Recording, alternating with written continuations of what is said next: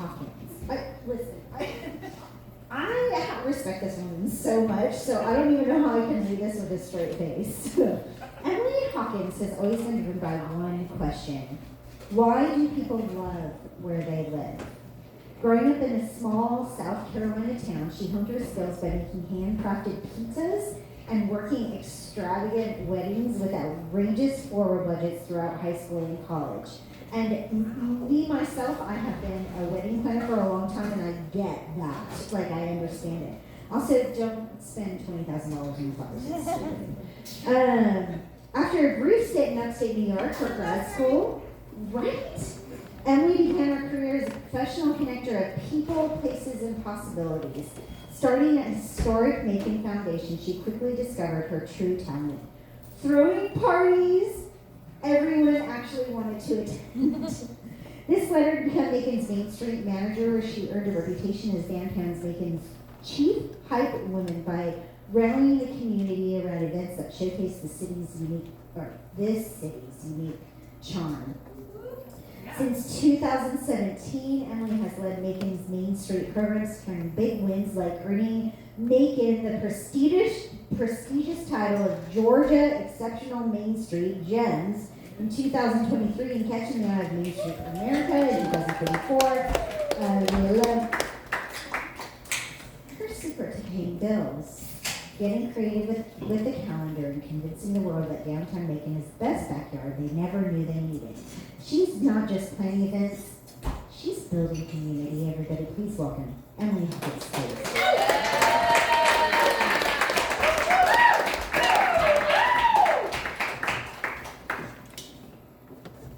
Gonna get my emotional support papers in order.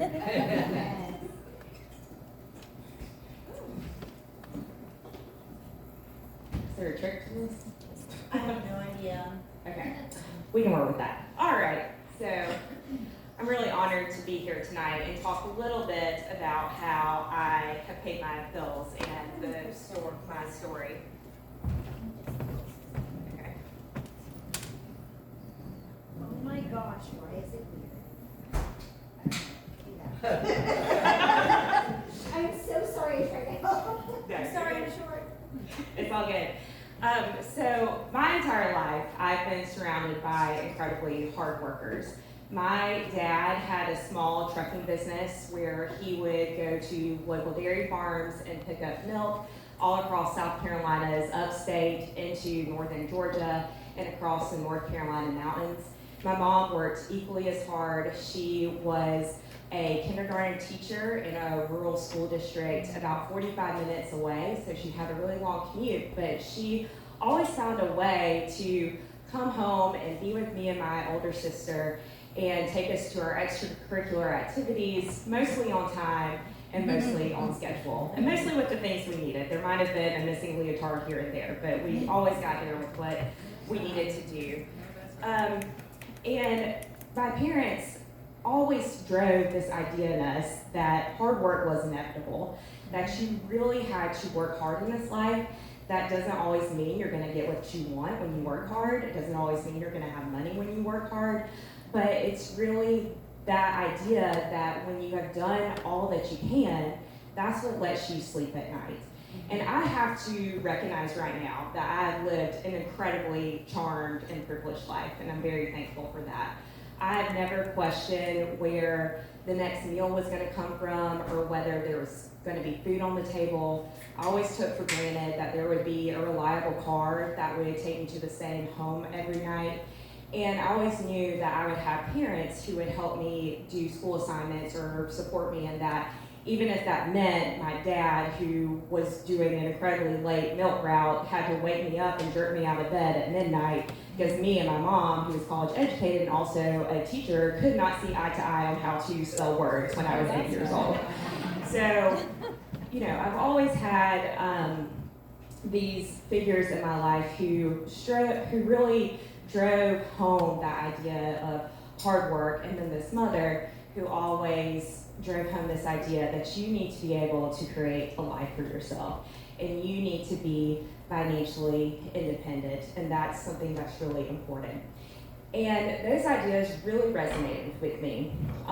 Really those started to hit home when I got into high school.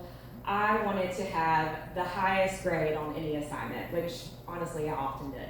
And I wanted to be the smartest person in the room, which I never ever was and still never am. But I knew that I could outwork and outstudy just about anybody.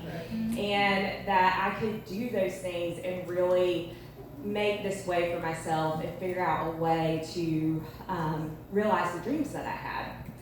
And so when I started going to college, I decided that I wanted to get a major and prove everyone wrong that you could actually make a career with it. Does anybody want to guess what that major is? Basket weaving. No. History. History, yeah, history. Any other history majors out there? No, because y'all are busy paying bills. So anyway, I really wanted to do something with that history major. I didn't want to teach. I didn't want to be an attorney. But I knew that I could get this degree and really make something of it, and I could actually make money doing it. And so I wanted to prove that to people. And you know what? I did. In high school or in college, I got a part-time job as a working in our special collections, doing archival work. It was very boring. And then I also got a part-time job working at a local history center. Where I got to do things like historic interpretation and building exhibits and all that fun stuff. I was doing it. I was checking all the boxes, making everything happen, and then that was what really drove me to pursue graduate school. And I went to upstate New York to the Cooperstown graduate program, where the Baseball Hall of Fame is. That's the claim to fame. And I got a graduate degree in museum studies. And it was there that I really started to explore this idea of what the past means to us and how we can tell these stories that really resonate with everyone so that they mean something for the life that we currently live and they can help inform our future. And it was while I was up there that I met a man named Josh Rogers, who incidentally right now is my boss. But at the time, he was the executive director of Historic Macon Foundation, and he came and did an 8-hour lecture to our graduate program. Can you imagine? Like, I had to do 10 minutes, and I was like, I'm not gonna be able to talk for 10 minutes. We had to do 8 hours, it was incredible. But he showed up in this seersucker suit with a southern accent, and I was like, hell yeah, bring it on. Because I was the only Southerner in my program, and people loved to make fun of me, loved to think I was stupid and all those things, but it's fine, we're all good friends now. But I was just so impressed by Josh being able to talk about the challenges in Macon, the work that was being done in the Bells Hill neighborhood, how there was a lot of intention behind neighborhood revitalization work in this community, that they were really using the lessons of the past and trying to right the wrongs of the past in Macon through historic preservation and economic development. And it was really something I thought about and kept thinking about for the next year. And so when it was time for me to start applying for jobs, lo and behold, there was an opening at Historic Macon Foundation. And so I hadn't forgotten that 8-hour lecture from Josh Rogers. You can go and tell him I told you all this, because he wants to talk about that too.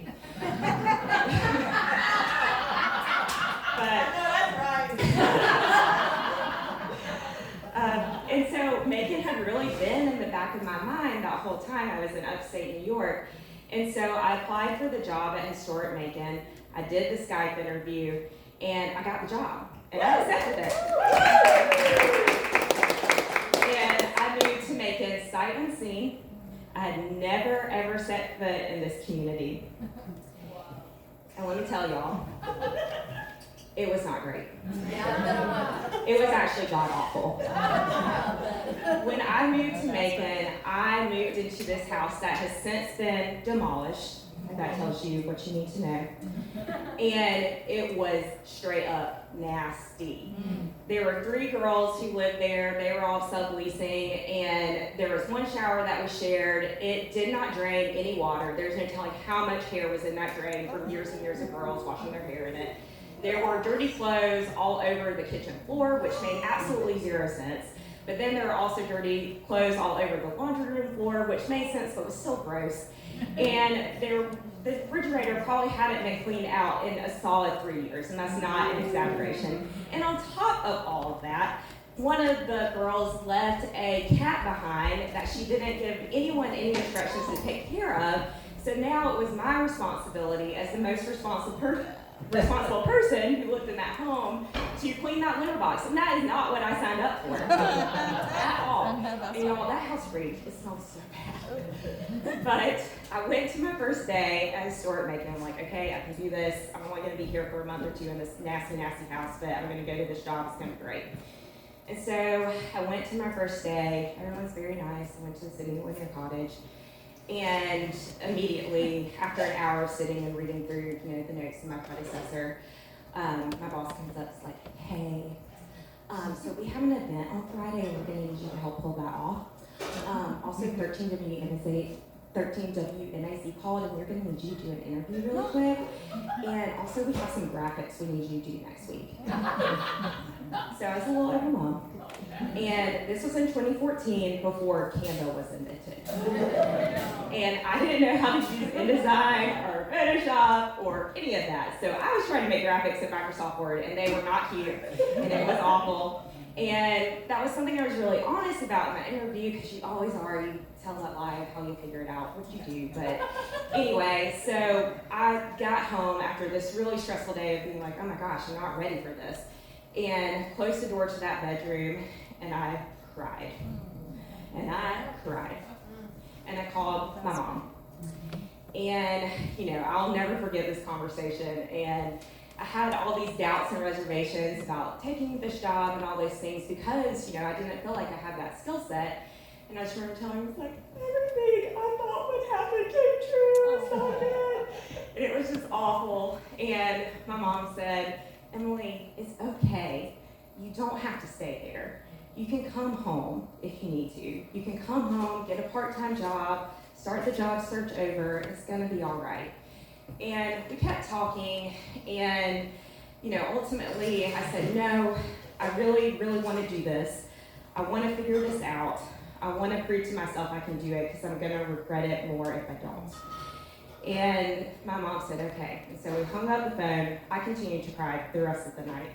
But she picked up her phone and started making some phone calls. She called a family friend who was a photographer, Pat Wright. She said, Pat, do you know how to use Photoshop? And he said, sure. And she said, all right, Emily's coming over on Saturday. And then she started to think about the graphic designers that she knew. She was on a church cookbook committee with one. She called Ian and said, Ian, do you know how to use any of this design software like InDesign or whatever it is, Adobe, I don't know. And he said, yeah, absolutely. He said, okay, Emily's going to come over this weekend. And so she texted me later that night and she said, Pat's going to show you how to use Photoshop. Ian's going to show you how to use InDesign. Come home this weekend and we'll figure it out.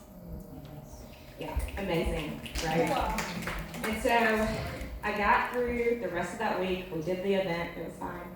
And I drove back to South Carolina, and that's exactly what I did. I sat down with Pat. I sat down with Ian. They showed me the very basics so I could at least Google what I needed to know. Because again, there was no Canva. People don't realize how great Canva is these days, so they have access to that. I wish I had that in 2014. I know that's right. Yeah.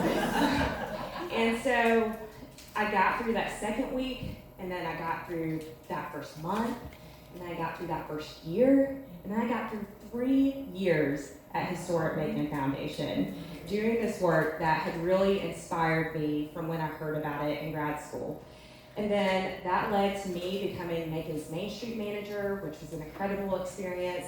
And then that led to me working at Newtown, which is where I've been for the past 6 years and have been able to do some really incredible things in this community, working to revitalize our downtown and make downtown the model for what we can achieve across this entire county. And every day I wake up and I say to myself, this is how I get to pay my bills? Like, for real? This is how I get to pay my bills? I just have to push myself. I get to work with incredible people like all of you in this room. I get to do amazing projects that really are changing the future of Macon and making it a more equitable community where everybody has a chance to prosper and succeed the way that I've been able to do. And I think a lot about that this is the opportunity I have to pay my bills. But I can't think about that without thinking about my parents, without thinking about that love and that encouragement and that support they have given me my entire life. And I often think back to that phone call after that horrible first day, my very first job, and how my mom recognized in me that I was trying to create a future for myself, that the lesson she had taught me all those years ago was coming to fruition, and she wasn't going to let me fail.